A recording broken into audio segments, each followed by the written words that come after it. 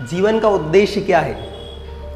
आप ये देखें कि आपके जीवन में क्या है जो आपको तकलीफ दे रहा है, ऐसा क्या है जो आपको बेचैनी दे रहा है, उसे हटाना ही आपके जीवन का उद्देश्य है। जो चीज़ आपको बेचैनी दे रहा है, तकलीफ दे रहा है, प्रॉब्लम्स दे रहा है, उस चीज़ को हटा देना ही उस समय के लिए आपके जीवन का उद्देश्य है। आप बिस्तर पर सो रहे हैं और आपने ये देखा कि एक कंकड़ किसी ने रख दिया, एक पत्थर रख दिया जो आपको चुभ रहा है, तो उस समय के लिए आपके जीवन का उद्देश्य क्या हो जाएगा? ये जो तकलीफ दे रहा है, इस चीज़ को हटाना ही ना, इस पत्थर को हटाना ही आपके जीवन का उद्देश्य रहेगा ना। यही हमारी लाइफ में भी है कि लाइफ में जो जो चीज़ें, जो जो प्रॉब्लम्स हमारे साथ है, इन सभी प्रॉब्लम्स को हटाना ही हमारे जीवन का उद्देश्य है। आप सोचें कि इस पत्थर ये रखा हुआ है, मैं सो जाऊं और फिर हम चिंतन करें, विचार करें कि जीवन का उद्देश्य क्या है, यह नहीं हो सकता है। आपको लग रहा है कि आपने बहुत सारा कर्ज ले रखा है जो आपको बेचैन कर रहा है, परेशान कर रहा है, तो आप उस कर्ज को चुकाइए ना, उस समय के लिए आपके जीवन का उद्देश्य यही रहेगा।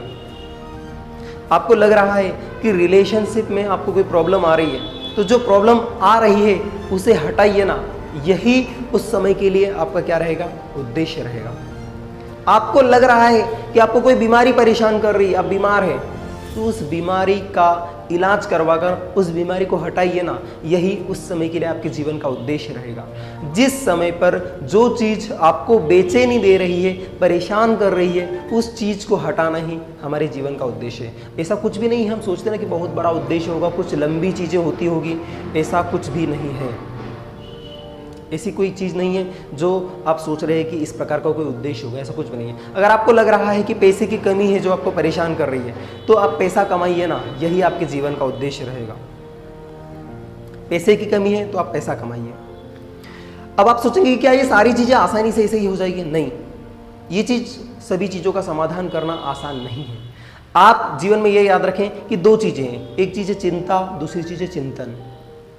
आप चिंता कर रहे हैं कई बार कि पैसा मेरे पास ही क्यों नहीं है, ये सारी बीमारी मुझे ही क्यों है, ये फाइनेंशियल प्रॉब्लम्स मुझे ही क्यों आ रही है, ये कर्ज मेरे साथ ही क्यों है। ये एक प्रकार की चिंता है। ये चिंता करने से आपके जीवन का उद्देश्य आपको कभी भी नहीं मिल पाएगा। दूसरी चीज़ है चिंतन करना।